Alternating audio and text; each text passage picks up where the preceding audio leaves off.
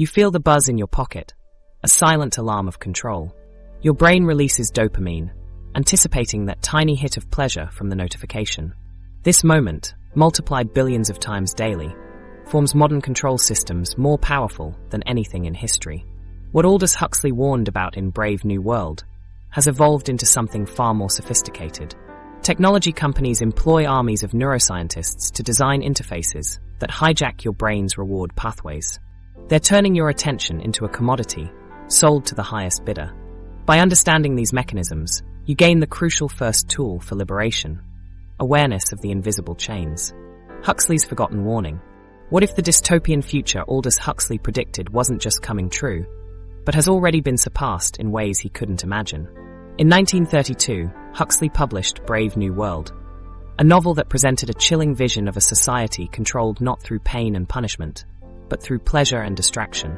While George Orwell's 1984 warned of a world crushed under the boot of oppression, Huxley foresaw something far more insidious: a world so enamored with trivial pleasures that the very concept of freedom would become irrelevant.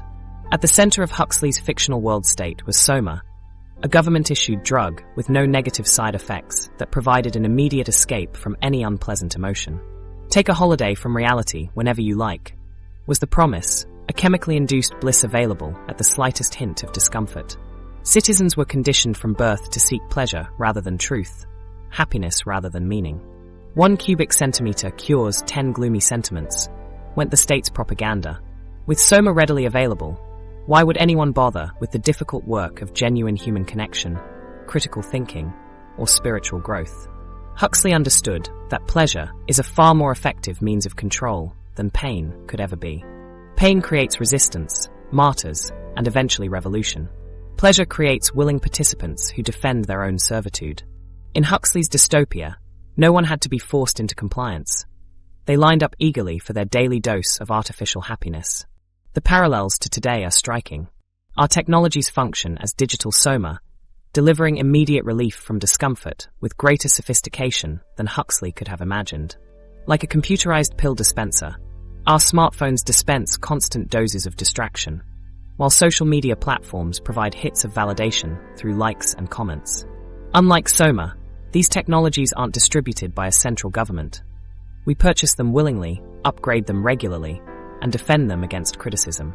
In Brave New World Revisited, 1958, Huxley reflected on how quickly his fictional warnings were being realized. The early advocates of universal literacy and a free press envisaged only 2 possibilities. The propaganda might be true, or it might be false. They did not foresee what in fact has happened: the development of a vast mass communications industry, concerned in the main neither with the true nor the false, but with the unreal, the more or less totally irrelevant.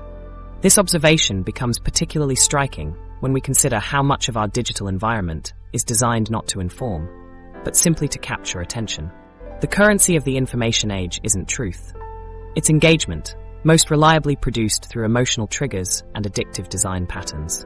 In a 1958 interview with Mike Wallace, Huxley explained what he saw as the real threat to freedom. "I think that the danger is, as power is being centralized and more instruments of power are made available to those at the center, the temptation to interfere with the freedom of individuals, with the rights of individuals, will become more and more difficult to resist." When asked about these instruments, Huxley chillingly predicted methods of making people love their servitude through control by rewards, explaining that dictators would learn it's much easier to control people by rewarding desired behavior than by punishing undesired behavior. This prediction resonates profoundly with our current technological ecosystem. The apps and platforms we use don't force compliance, they reward it. Every notification, like, and autoplay feature is designed to reward continued engagement.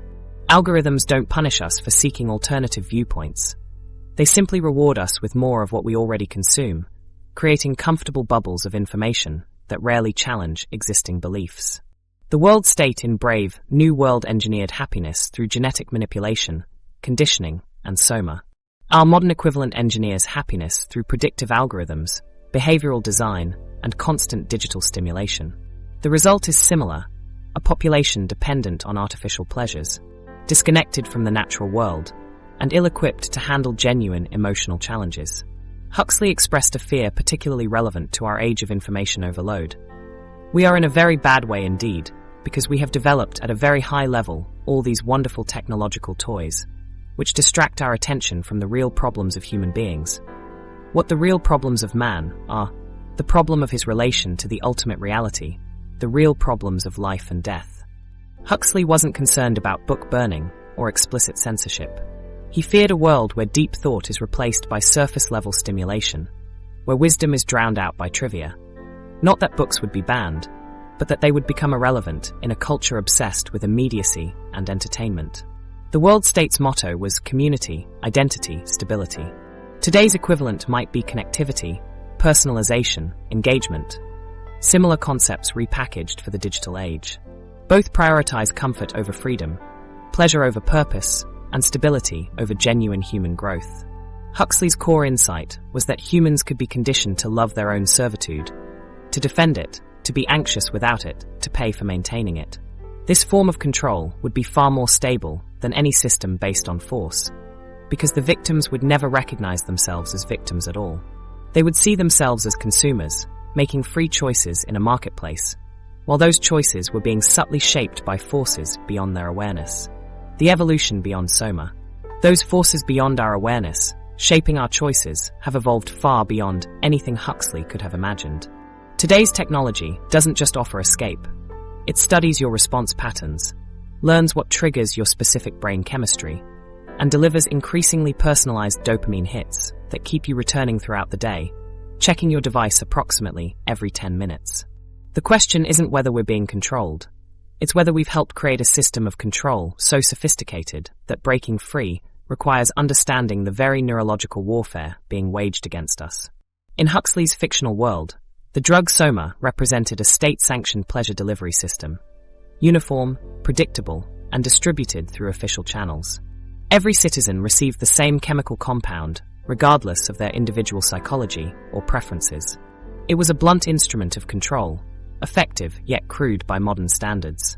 The fictional world state maintained stability through this one-size-fits-all approach to chemical happiness, a standardized dose for standardized citizens. What we've created in reality is infinitely more sophisticated. Today's technologies offer personalized escape routes meticulously mapped to your individual psychological terrain. Your smartphone functions as a data collection terminal that monitors your every interaction, learning which specific stimuli trigger your reward pathways most effectively. Each tap, scroll, and lingering gaze becomes data points in an ever-expanding profile of your psychological vulnerabilities. This evolution beyond Soma into personalized control mechanisms represents a fundamental shift in how we're influenced. The average person checks their phone 96 times daily, a behavior engineered through the relationship between human and machine. Each check delivers a small dopamine hit, creating a feedback loop more powerful than Soma's chemical dependency.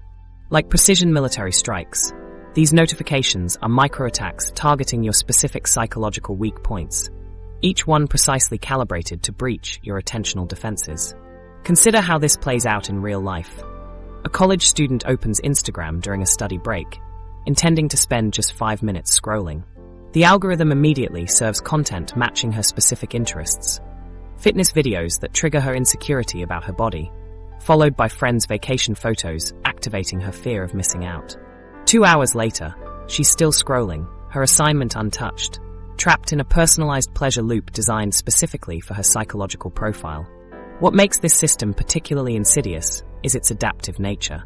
While Soma remains static, our digital ecosystem continuously evolves to become more effective at capturing attention. The algorithms powering social media feeds don't simply present information. They conduct ongoing psychological experiments with you as the unwitting subject. Every interaction teaches these systems which emotional buttons to push to keep you engaged.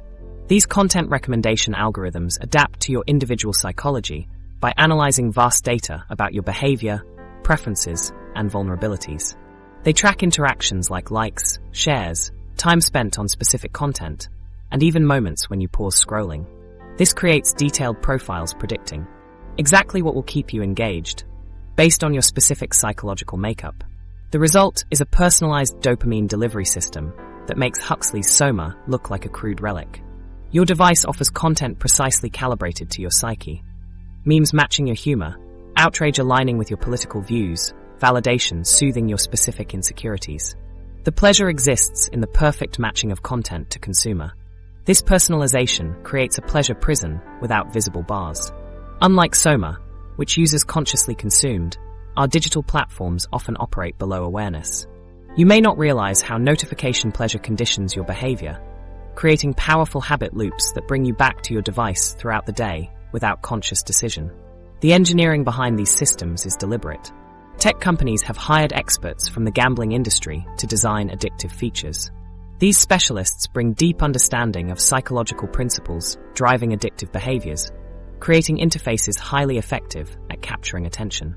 The pull to refresh feature mirrors slot machine mechanics, variable rewards delivered through a simple physical action that becomes automatic with repetition. This cross-pollination between gambling psychology and technology design raises serious ethical questions about exploiting human vulnerabilities for profit. The goal is creating products that are compulsively used, maximizing engagement time and revenue from advertising and data collection. Your attention has become the most valuable commodity, harvested with maximum efficiency. The echo chambers created by these personalized systems enhance their addictive potential. As algorithms learn your preferences, they increasingly show content confirming your existing beliefs, creating a feedback loop that feels natural but narrows exposure to diverse perspectives. This creates a false sense of community, where the world seems to align with your views because the algorithm filters reality to match your preferences. What makes our system potentially more dangerous is its invisibility. Soma was recognizable as a control mechanism, pills distributed by the state. Our digital control systems disguise themselves as services and conveniences. They don't feel like control because they appear to respond to our choices rather than direct them. Yet those choices themselves are increasingly shaped by subtle influences, creating circular logic that masks the underlying manipulation. Smartphones, the new Soma. That phantom buzzing in your pocket isn't just your imagination. It's evidence of a profound neurological transformation. Each time you reach for your smartphone without any actual notification, you're witnessing firsthand how deeply these devices have integrated with your nervous system. This phenomenon, known as phantom vibration syndrome, reveals something extraordinary. Your brain has formed such strong pathways anticipating phone notifications that it now generates false positives, creating sensations that don't physically exist. Picture this. You're in an important job interview when you feel that familiar buzz against your thigh. Mid-sentence, you instinctively reach toward your pocket before realizing your phone is actually on silent mode. That moment of divided attention, however brief, demonstrates how smartphones have become neural extensions of ourselves in ways no other technology has achieved. Smartphones activate our brain's reward pathways through anticipation alone. Brain scans show that expecting a notification triggers activity in neural reward pathways, releasing dopamine in areas like the nucleus accumbens. Your brain experiences a conditioned response to potential rewards, creating compulsive checking behaviors similar to mechanisms in substance addiction. When you feel that buzz, your brain reacts as if anticipating food or water, making resistance nearly impossible. The smartphone's power comes from its perfect marriage of physical and psychological characteristics. They maintain constant body contact, closer than almost any other object. Users keep their devices within arm's reach for 22 hours daily, including during sleep. This physical proximity creates a continuous feedback loop previous technologies couldn't achieve. The device's weight in your pocket, warm glow in darkness, and smooth glass surface combine to create an unprecedented sensory relationship. The smartphone has become a sensory organ through which we perceive the world. This relationship transforms into dependency through continuous partial attention. Unlike multitasking, this state keeps you in persistent divided awareness. Your consciousness fragments as you remain perpetually alert for new information while never fully engaging with what's in front of you. This cognitive limbo rewires neural pathways to prefer constant novelty over sustained focus. Your brain, accustomed to frequent attention shifts, struggles with deep concentration necessary for complex thought. Research shows the mere presence of your phone impairs cognitive function. Even when powered off and face down, having your smartphone nearby reduces attention span, working memory, and problem-solving abilities. Your brain dedicates background processing to resist checking it, creating a constant drain on cognitive resources. This effect appears strongest among those reporting higher smartphone dependency, suggesting deeper integration correlates with greater cognitive impact. Every notification delivers a microdose of dopamine that accumulates through hundreds of daily interactions. The variable timing of rewards, sometimes immediate, sometimes delayed, creates the same reinforcement pattern that makes gambling addictive. Your smartphone functions as a portable slot machine, delivering unpredictable rewards through an infinite scroll of content and notifications. Each variable reward strengthens anticipation pathways, making the next check increasingly irresistible. Brain scans reveal structural changes from this rewiring. Excessive smartphone use correlates with alterations in gray matter volume, particularly in reward processing and cognitive control regions. These changes mirror patterns in other behavioral addictions. Reward pathways become more sensitive to digital stimuli, while control mechanisms weaken, creating a self-reinforcing cycle. App design accelerates this neurological capture. Social platforms have mastered microsession engagement, short interactions that maintain connection without requiring extended focus. Apps are engineered for 20 to 60-second bursts, filling microscopic gaps between activities. This fractional usage pattern allows dozens of daily engagements without feeling like too much time. Each session ends before satisfaction, ensuring you'll return for another hit of stimulation. The system transforms waiting into an intolerable state. Moments that once allowed for reflection or daydreaming now create tension relieved only by reaching for your phone. This elimination of boredom removes cognitive downtime necessary for creativity and emotional processing. Smartphone design amplifies these effects. The pocket-sized form ensures constant availability. High-resolution displays capture attention at a primal level. Touch interfaces create direct connection between thought and action, eliminating natural pause points. Even the weight and balance are engineered to feel satisfying in hand. These features create a personalized pleasure trigger, always within reach. Your smartphone delivers experiences calibrated to your psychological profile, knowing which content captures your attention and which emotional triggers keep you scrolling. It tracks usage patterns to identify vulnerable moments and delivers precisely targeted content. This personalization creates a feedback loop of increasing precision, each interaction teaching the system how to better manipulate your neurochemistry. The relationship between notification and response has become so internalized that users often feel phantom vibrations, a modern Pavlovian response. Your nervous system has become so attuned to these signals that it generates false sensations rather than missed potential rewards. This hypervigilance represents neural pathways worn deep through repetition, transforming conscious choice into automatic response. The neuroscience of digital addiction. Those automatic responses to phantom notifications reveal something far more calculated than simple habit formation. While you might think your cravings for social media are just a modern inconvenience, neuroscientists have discovered that technology companies are deliberately exploiting vulnerabilities in your brain's architecture that evolution never prepared you to defend against. The unpredictable nature of when you'll receive your next like or comment isn't a design flaw. It's the cornerstone of an addiction strategy more sophisticated than anything Huxley could have imagined. Your brain's reward system developed over millions of years to help our species survive by recognizing and pursuing essential resources: food, water, shelter, social bonds, and reproductive opportunities. This ancient system, centered in the mesolimbic dopamine pathway, connects the ventral tegmental area deep in your midbrain to the nucleus accumbens, a region critical for processing rewards. When you encounter something beneficial to survival, this circuit floods your brain with dopamine, creating feelings of pleasure and reinforcing behaviors that led to that reward. What makes this system vulnerable to exploitation is its inability to distinguish between natural rewards essential for survival and artificial rewards engineered in Silicon Valley boardrooms. Your brain processes a notification alert with the same fundamental mechanism it uses when discovering water in a desert landscape.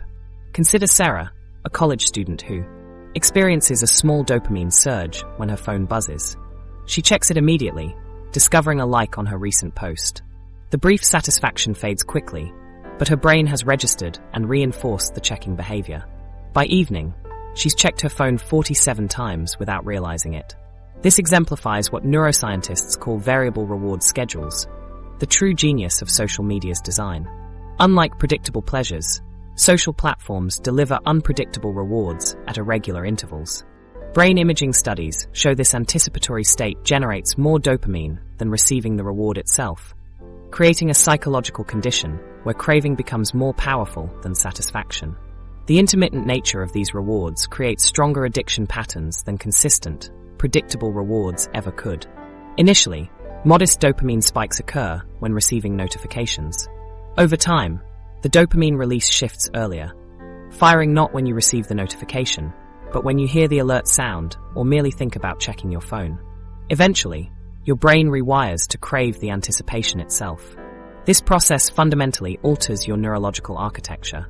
Brain imaging research reveals significant structural changes in individuals with excessive screen time.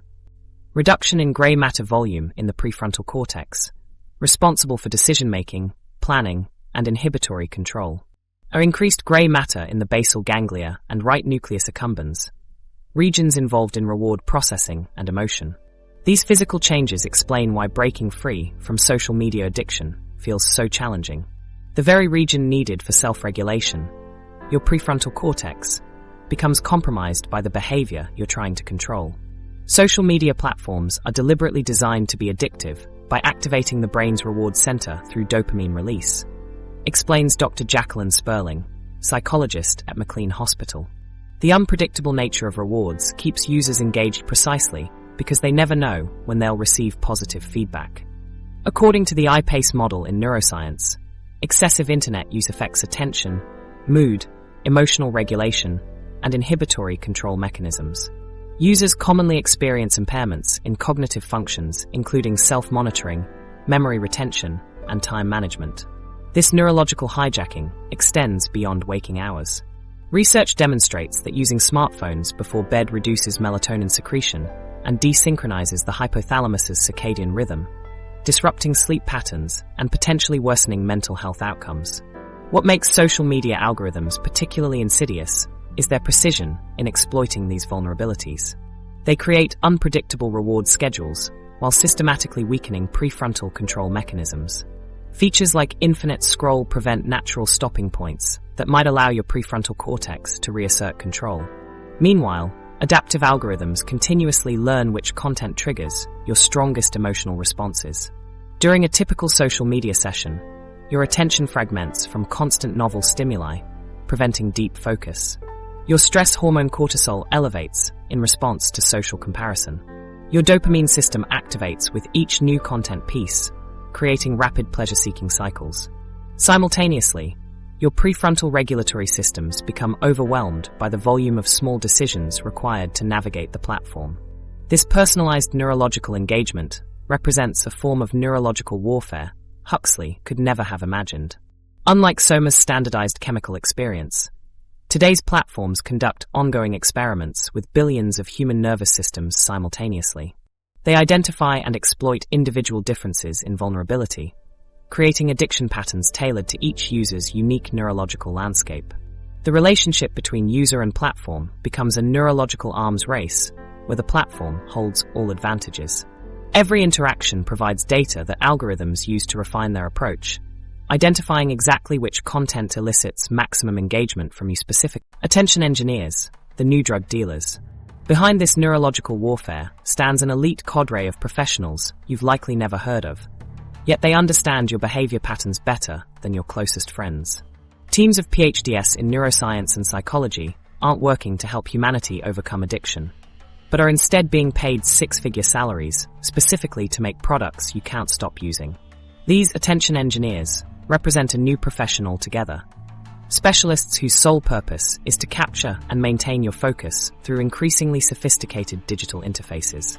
Unlike traditional drug dealers who operate in shadows, these attention engineers work in gleaming Silicon Valley offices, using scientific methods to perfect their craft. They meticulously design every aspect of your digital experience, from the satisfying swoosh sound when you send an email to the exact shade of red used for notification badges. Nothing is accidental. Each element has been tested to trigger specific neurological responses that keep you engaged. These professionals are behavioral scientists conducting the largest unregulated psychological experiment in human history, with billions of users as their test subjects. The research they rely on is being actively applied to products you interact with daily. When platforms introduce new features, they're implementing battle-tested strategies to deepen your dependence. Tech companies have assembled multidisciplinary teams that combine expertise from surprising fields. Behavioral economists who understand decision-making biases, gambling industry veterans who specialize in creating near-miss experiences, and anthropologists who study human social connections. This convergence allows them to craft experiences that exploit fundamental human needs for validation, novelty, and completion. Every design element exists to capture more of your attention. A/B testing has evolved into a precision science where companies run thousands of tests simultaneously, measuring minute differences in engagement. Did users spend 2.3% longer on version A than version B? That's enough to determine which version rolls out globally. These small optimizations compound, creating increasingly irresistible interfaces. Consider algorithmic feeds that replaced chronological ones across platforms. Internal documents from tech companies reveal this change wasn't to improve user experience. Engagement metrics are what truly matter. When Twitter switched to an algorithmic feed, users spent significantly more time scrolling despite vocal complaints about the change. The company prioritized metrics over stated preferences because what users say they want differs from what keeps them engaged. Tristan Harris, once a design ethicist at Google, had a revelation that transformed his career path. While preparing a presentation about ethical design, he realized how deliberately Google's products were designed to hijack psychological vulnerabilities. This moment of clarity led him to speak out against the very systems he helped create. Similarly, Sean Parker, Facebook's first president, later admitted with disturbing frankness. We asked ourselves, how do we consume as much of your time and conscious attention as possible? These confessions reveal an industry fully aware of its impact, but prioritizing engagement over ethics. Addiction isn't a side effect, it's the product. The autoplay feature exemplifies this mentality. When Netflix implemented it, viewing time significantly increased, as users passively continued watching rather than actively deciding to start another episode. YouTube quickly adopted the practice with similar results. The feature bypasses your brain's decision-making process, keeping you in a passive consumption state. Infinite scroll represents another deliberately addictive design element. Before its implementation, websites had natural breaking points. Reaching the end of a page created what psychologists call a stopping cue, a moment where your brain could reassess whether to continue. By eliminating these cues, infinite scroll removes the natural points where you might choose to disengage. This approach, reducing friction, is a cornerstone of attention engineering. Any barrier to continued use provides an opportunity for users to reconsider their behavior. By systematically eliminating these friction points, engineers create experiences that flow seamlessly from one content piece to the next. These techniques are reinforced through rigorous data collection. Every swipe, tap, and pause is recorded and analyzed to identify engagement patterns. If users linger on certain content, algorithms serve more of it. The system continuously learns to maximize your engagement time. What makes this system particularly insidious is its invisibility. Most users remain unaware of the sophisticated mechanisms working behind the scenes. The experience feels natural and self-directed. You believe you're choosing to check Instagram one more time, unaware that each interface aspect has been optimized to encourage exactly that behavior. As organic reach diminishes across platforms, paid social strategies have risen, with brands increasingly relying on sponsored content. This shift further incentivizes platforms to prioritize engagement as they profit from advertising revenue generated by addictive design. The less time users spend engaged, the less advertising they consume, creating a direct financial incentive to maximize your addiction. The personalized pleasure prison. Behind those cheerful notifications and endless scrolling sessions lies a far more unsettling reality. Your smartphone is meticulously gathering over 200 data points about you every minute of active use. It's constructing an intimate psychological profile that can predict exactly when you're most vulnerable to suggestion. The digital footprint you leave behind reveals far more than preferences. It exposes the precise psychological levers that control your behavior. When you scroll through your personalized feed, you're interacting with a system designed to study you more thoroughly than any surveillance program in history. Your touch patterns, typing speed when emotional, millisecond pauses when certain images appear, and preferred engagement times become data points in an ever-expanding psychological dossier. This represents psychological profiling at an unprecedented scale. Consider what happens when you open your favorite social media app.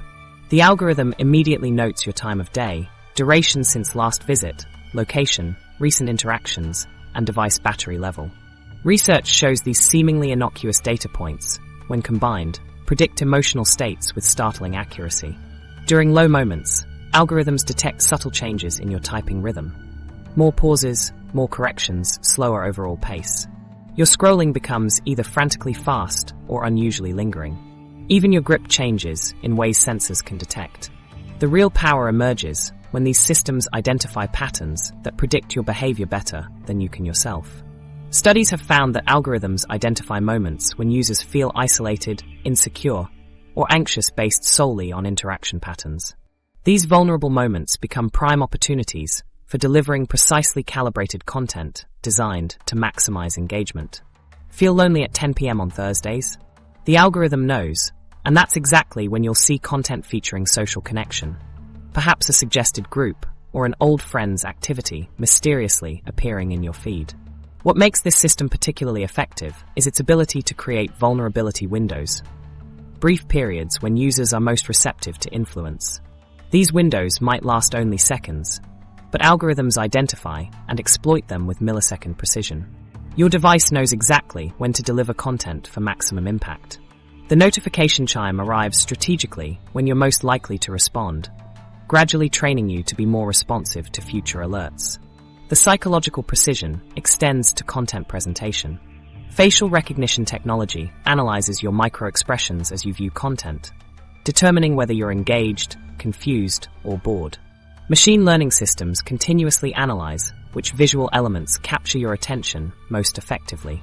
Over time, the content becomes increasingly optimized to bypass your conscious defenses and speak directly to your subconscious desires, creating a prison of pixels tailored specifically to you. These systems exploit cognitive biases we all share. Algorithms quickly learn your political leanings, health concerns, relationship status, and financial situations, then serve content that reinforces rather than challenges your worldview. This creates filter bubbles, personalized ecosystems of information that shield you from diverse perspectives. These bubbles actively narrow your worldview over time. Research shows that repeated exposure to content confirming existing beliefs strengthens those beliefs, while making contradictory information more difficult to process. What begins as simple content preference gradually transforms into entrenched viewpoints, increasingly resistant to change. The illusion of choice masks this manipulation. Your feed appears filled with options, but each has been carefully selected to match your psychological profile. True serendipity, the chance encounter with ideas that might challenge or transform your thinking, becomes increasingly rare. Studies examining recommendation algorithms found that over time, they narrow rather than expand user horizons, creating increasingly constrained information environments disguised as personalized experiences. This system creates deep psychological dependency. When devices continuously provide exactly what satisfies immediate emotional needs, users gradually lose the ability to regulate emotions independently. Research has found that heavy smartphone users show decreased activity in brain regions associated with self-regulation when separated from their devices. The personalized ecosystem conditions you to seek external validation rather than developing internal resources for emotional stability. This psychological dependency serves platform objectives perfectly. By creating systems that respond to emotional vulnerabilities with precisely calibrated rewards, tech companies establish themselves as indispensable mediators of your emotional well-being. The more effective they become at anticipating and fulfilling psychological needs, the more difficult it becomes to disengage, even when users consciously recognize the manipulation. The targeting extends to timing with remarkable precision. Algorithms identify daily patterns in mood and attention, delivering content optimized for your particular psychological state at that moment. What's particularly disturbing is how these systems target emotional vulnerabilities. Studies examining content delivery patterns found that algorithms could identify periods of low self-esteem or social anxiety based solely on interaction patterns, then deliver content designed to maximize engagement through feelings of inadequacy. This system ultimately creates a self-reinforcing cycle of dependency. The more you use these platforms, the more accurately they predict your behavior, allowing for increasingly effective manipulation. This cycle explains why many users continue engaging with platforms they consciously recognize as harmful. The systems have become too adept at bypassing rational decision-making and speaking directly to unconscious psychological needs. The invisible patterns of manipulation. The manipulation has become so seamless that its most telling signs hide in plain sight. These aren't abstract concepts, but observable patterns embedded in your daily habits. Visible evidence that external forces have quietly assumed control of your attention. What makes these patterns so insidious is not just their presence, but their invisibility. You probably exhibit most of them every day without recognizing their significance or the story they tell about your relationship with technology. Consider the checking loop phenomenon, that instinctive, almost involuntary urge to open the same apps repeatedly throughout your day without conscious purpose. You find yourself unlocking your phone, opening Instagram, closing it, then immediately reopening it minutes or even seconds later. This trained response is driven by anticipation of reward, a core behavioral indicator that manipulation has taken root in your neurological patterns, persisting even when you consciously recognize it's happening. That unconscious reaching for your phone during moments of silence or slight boredom is evidence that something else has gained privileged access to your attention and decision-making processes. These checking loops fragment your consciousness. Each brief interaction creates a micro-interruption in your thought process, preventing deeper states of focus. The more frequently you check, the more your brain becomes accustomed to constant stimulation, making it increasingly difficult to sustain attention on anything requiring deeper processing. This conditioning happens gradually, but its effects compound dramatically over time. Equally telling is what happens to your perception of time when using these platforms. Time perception distortion, sometimes called the time confetti phenomenon, occurs when hours seem to pass in what feels like minutes. Imagine sitting down after dinner to quickly check social media before starting a creative project. The next time you look up, it's midnight, your project remains untouched, and you've somehow lost 3 hours in what felt like 20 minutes. This distortion isn't accidental, but a specific design outcome. Features like infinite scrolling, autoplay, and gamification elements are meticulously crafted to suspend your normal time perception, removing natural stopping points that might otherwise prompt you to disengage. This manipulation of your time awareness directly impacts your creative capacity. When your attention is constantly fragmented and your time perception distorted, opportunities for deep thinking, problem-solving, and innovation diminish. The sustained focus necessary for meaningful creation becomes increasingly elusive as your brain adapts to constant stimulation and reward. Another unmistakable pattern is the anxiety that emerges when you're separated from your device. This phenomenon, formerly known as nomophobia, no mobile phone phobia, manifests as genuine distress, unease, or even panic when you can't access your smartphone. That rising sense of disconnection, when your battery dips below 20% with no charger in sight, reveals how deeply your sense of self and security has become intertwined with your digital devices. This dependency creates a powerful leverage point for manipulation. When access to your device feels essential for basic functioning and emotional stability, you're far more vulnerable to the algorithms that control what you see and how you interact with content. Your relationship with your phone has become something closer to dependency. The way you seek validation through these platforms offers another window into successful manipulation. Notice how your mood shifts based on the response, or lack thereof, to your digital contributions. These social validation-seeking behaviors indicate that you've internalized the platform's metrics as meaningful measurements of your social worth and identity. This validation loop makes you particularly susceptible to algorithmic influence. When your sense of social connection and personal value becomes tied to metrics controlled by the platform, you're more likely to adjust your behavior to maximize those rewards. The content you create, the opinions you express, even the aspects of your life you choose to share all gradually align with what generates the strongest response from the algorithm-driven audience. Perhaps most concerning is how your content consumption narrows rather than expands over time. Despite having access to more diverse information than any generation in history, recommendation engines systematically create filter bubbles that expose you to an increasingly narrow range of perspectives. This narrowing effect reinforces existing beliefs, making it progressively harder to to encounter diverse viewpoints or engage in critical thinking. The combination of these patterns, checking loops, time distortion, nomophobia, validation seeking, and narrowing content consumption, creates a comprehensive system of control that operates largely beneath conscious awareness. Together, they form a powerful cycle of dependency that's incredibly difficult to break because it doesn't feel like external control. It feels like choice. These behavioral indicators aren't just theoretical concerns. They're measurable changes in how you interact with the world.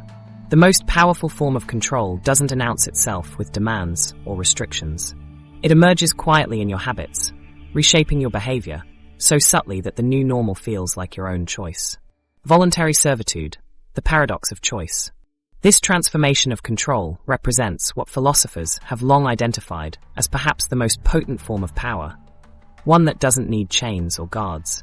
In the 16th century, philosopher Etienne de la Boétie recognized a puzzling phenomenon he called voluntary servitude, where people willingly participate in systems that restrict their freedom.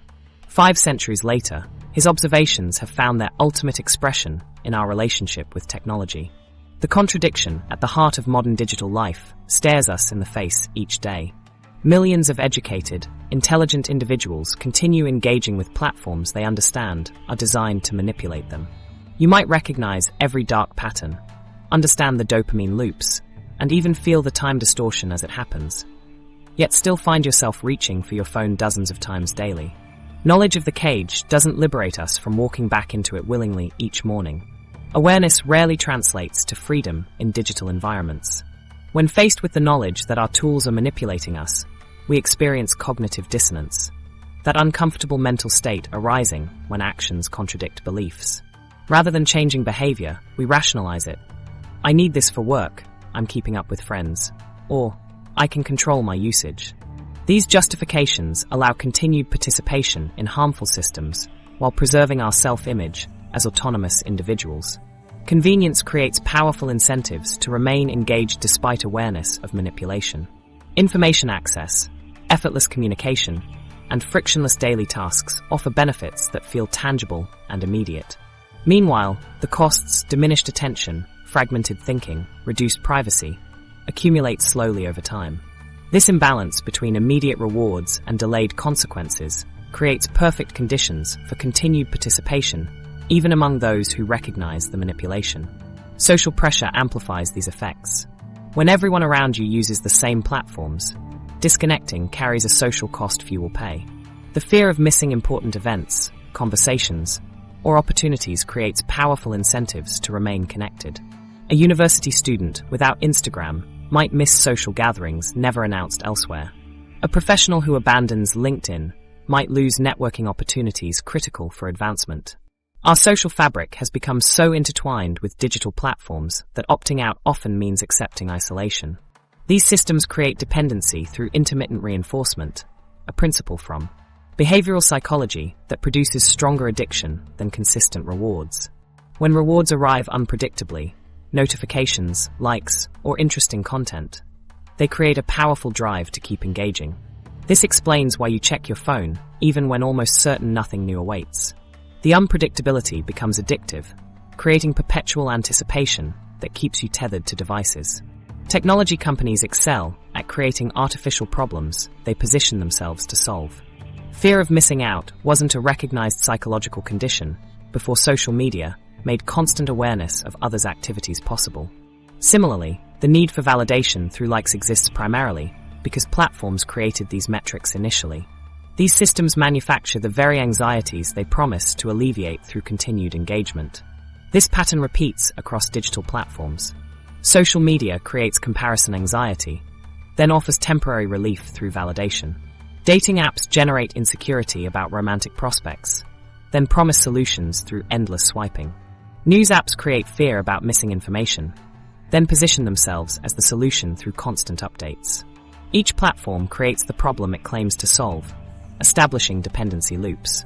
Tools designed for specific purposes have transformed into ends themselves. Email was created to facilitate communication, but many spend more time managing inboxes than communicating meaningfully. Social media designed to connect people often substitutes for real connection.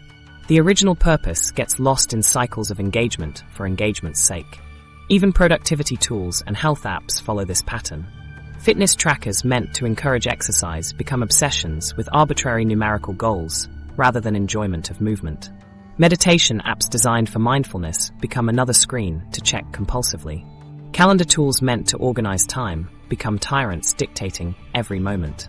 This inversion represents a profound shift, from tools serving our purposes to systems reshaping our purposes to serve their design. The psychological mechanics of voluntary servitude operate largely beyond our awareness. We employ various cognitive strategies, convincing ourselves we use platforms more mindfully than others, focusing on benefits while minimizing costs, comparing our usage to more extreme examples. These rationalizations preserve our self-image while allowing continued participation.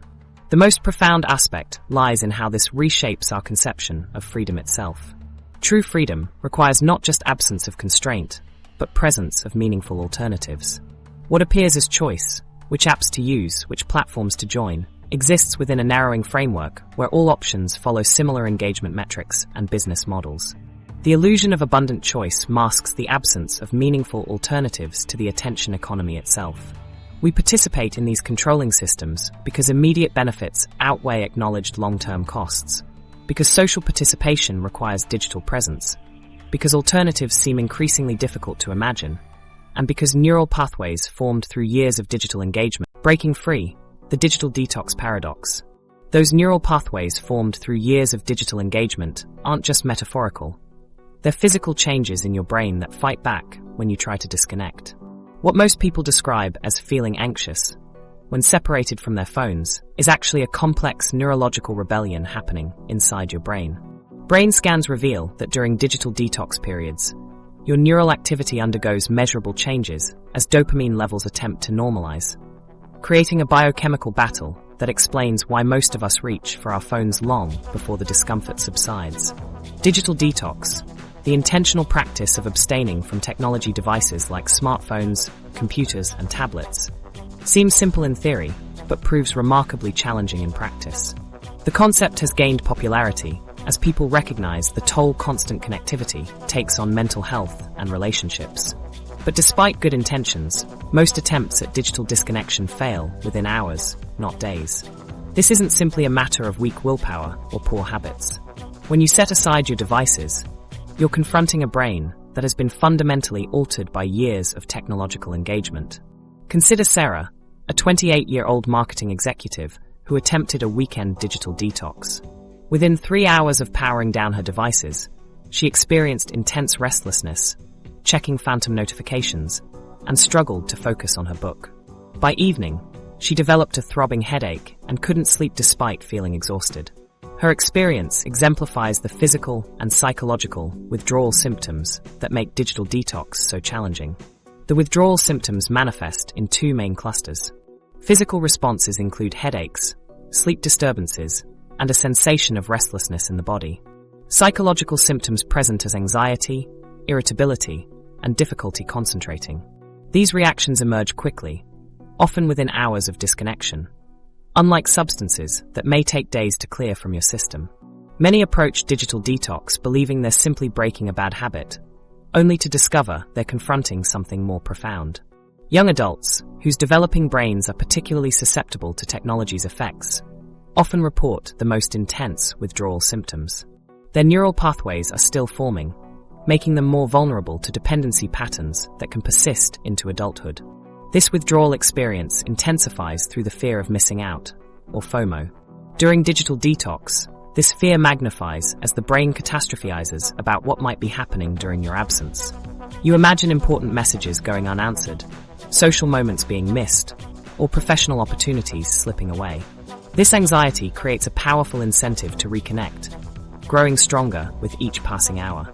These symptoms are particularly challenging because they're triggered by tools essential to modern life. Unlike substances that can be eliminated, digital technologies remain necessary for work, communication, and daily functioning. This creates a situation where complete abstinence isn't practical, forcing people to navigate partial disconnection while temptation remains within reach. During withdrawal, your brain recalibrates its reward system. After becoming accustomed to frequent dopamine releases triggered by notifications and content, your neural circuitry must adjust to their absence. This process is uncomfortable by design. It's your brain motivating you to seek the missing stimulation. The discomfort serves an evolutionary purpose, driving you to restore the chemical balance your brain expects. This explains why the urge to check your phone can override rational decision-making. The emotional journey through digital detox follows a distinct pattern. First comes intense discomfort. Anxiety peaks, and the urge to reconnect feels nearly irresistible. Next, a transition period emerges where awareness of the device's absence remains acute, but less distressing. Those who persist reach a threshold where genuine relief begins. Attention spans lengthen, sleep quality improves, and mental spaciousness returns, highlighting how constricted cognitive function had become. Time perception also shifts dramatically. Many report that the first day feels agonizingly long. Hours stretch out unfamiliarly to those accustomed to rapid digital engagement. This distortion reveals how profoundly digital tools have reshaped our experience of time itself. As detox progresses, perception gradually normalizes, allowing deeper engagement with longer activities and thoughts. The most compelling evidence for digital detox benefits comes from those who persist through the difficult initial phase. Many experience reconnection with themselves and others, renewed creative thinking, deeper emotional awareness, and rebuilt capacity for sustained attention.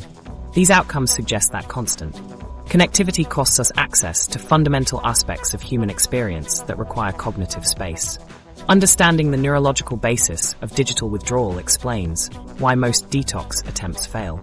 When faced with uncomfortable symptoms, most people reconnect before recalibration completes. This creates a cycle where the brain never fully adjusts to lower stimulation levels, maintaining dependency. The path through digital detox isn't linear. Successful attempts involve setbacks as individuals learn to navigate a healthier relationship with technology. Reclaiming autonomy, practical strategies. Breaking the cycle of technological dependency isn't about disconnecting from the digital world entirely. It requires something far more revolutionary. What if the key to liberation isn't withdrawal, but reconnection on different terms? The neuroscience of habit formation suggests a surprising truth. The same brain mechanisms currently exploited for addiction can be redirected to establish healthier patterns that put you back in control. Digital minimalism offers a structured approach to reclaiming your relationship with technology. Unlike complete abstinence, which often leads to frustrating relapse, digital minimalism encourages the intentional selection of digital tools that genuinely support your values and goals. This philosophy focuses on choosing technology purposefully. When you carefully evaluate which applications deserve space in your life, based on how they align with your deeper purposes, you transform from passive consumer to active curator of your digital environment. This selective approach creates a profound shift in your relationship with technology. Rather than mindlessly scrolling through whatever algorithms serve up, you engage with specific tools for specific purposes. The change might seem subtle at first, but it fundamentally alters the power dynamic. You chart your own course with clear destinations in mind. Hashtag interface modifications. The digital ecosystem is designed to capture your attention through sophisticated psychological triggers. Grayscale mode transforms your vibrant, stimulating screen into a muted visual landscape. This adjustment makes your device less enticing by dampening the visual reward system. A software developer from Seattle reported checking his phone 60% less frequently after switching to grayscale, noting, "Colors were my weakness. Removing them helped me see my phone as a tool again." Similarly, managing notifications represents a crucial battleground in reclaiming your autonomy. Each alert deliberately pulls you back into engagement. By selectively disabling notifications from all but essential applications, you choose when to engage rather than responding to constant summoning. This creates space for sustained attention and deeper focus that digital interruptions typically prevent. Hashtag time management strategies. Time boxing establishes control over technology use by allocating specific time blocks for particular digital activities. Instead of allowing these activities to expand throughout your day, you contain them within defined periods. If you designate 20 minutes for social media in the morning, you're more likely to use that time intentionally and then move on to other activities. Setting clear physical boundaries can dramatically reduce unconscious technology use. Creating tech-free zones in your home, particularly bedrooms and dining areas, restores spaces meant for restoration and connection. These technology-free sanctuaries improve sleep quality and interpersonal relationships while reintroducing your brain to periods of genuine downtime. Hashtag mindfulness practices. Mindfulness serves as an effective countermeasure to the unconscious habits driving technology addiction. By cultivating present moment awareness, you develop the capacity to notice the urge to check your phone without automatically acting on it. This awareness creates a crucial gap between stimulus and response, a space where choice becomes possible. Research indicates mindfulness changes how your brain responds to technology over time. Regular practice strengthens the prefrontal cortex, enhancing self-regulation and reducing vulnerability to compulsive behaviors. Each mindful choice reinforces your ability to make similar choices in the future, gradually unwinding the addiction pathways that technology companies have worked to establish. Hashtag community support and purpose-driven use. When attempting to change your relationship with technology in isolation, you face both the pull of addiction and social pressure to remain constantly connected. Finding communities with shared values around intentional technology use provides validation, accountability, and practical strategies.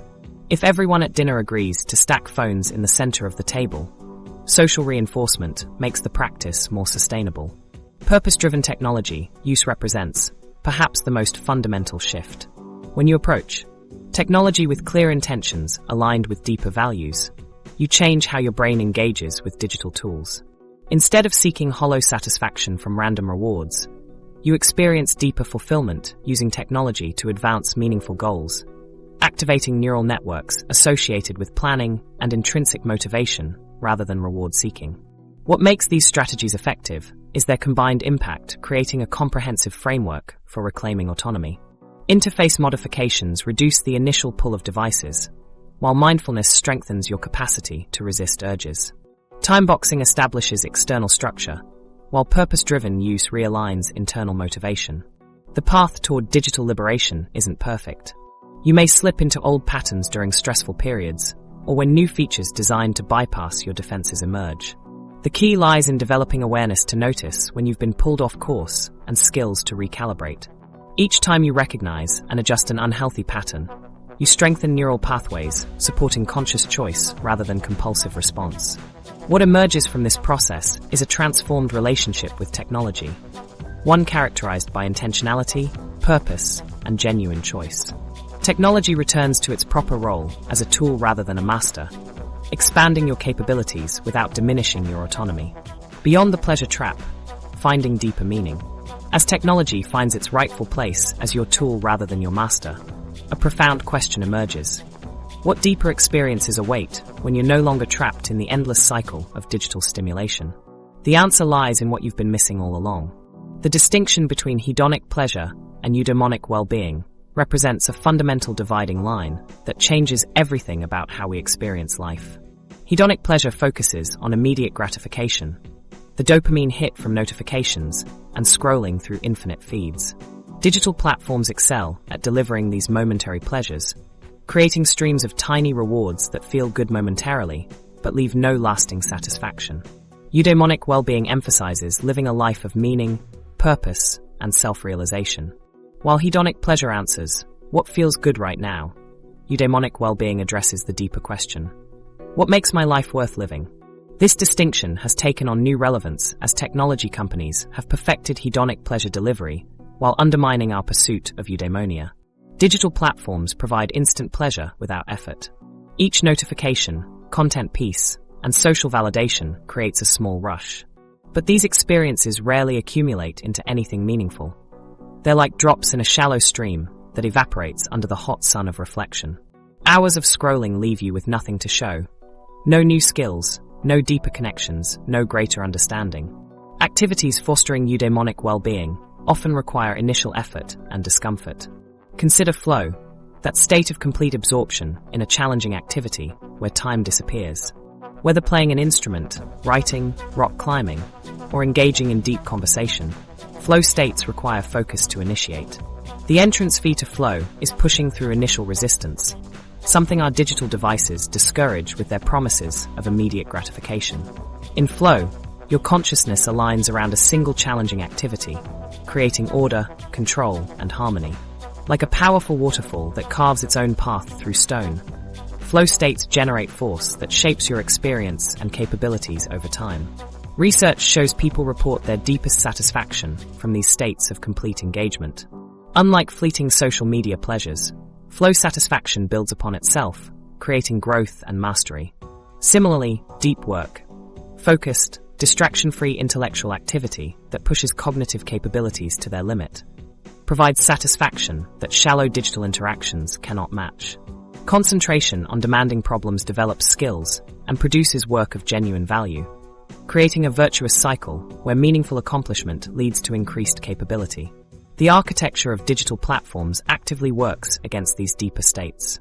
Constant interruptions, variable rewards, and endless novelty keep you in continuous partial attention rather than allowing descent into flow or concentrated effort. Your devices aren't neutral tools.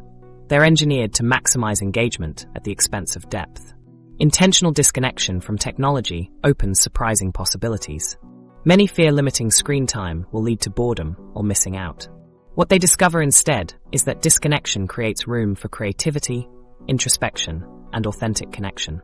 The mind needs unstructured time, what neuroscientists call default mode network activation, to integrate experiences, make unexpected connections, and generate new ideas. This mental space is being crowded out in our hyper-connected lives.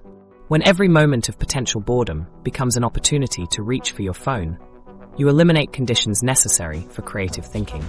By stepping away from digital devices, you free mental bandwidth for new insights. Disconnection also transforms our relationships.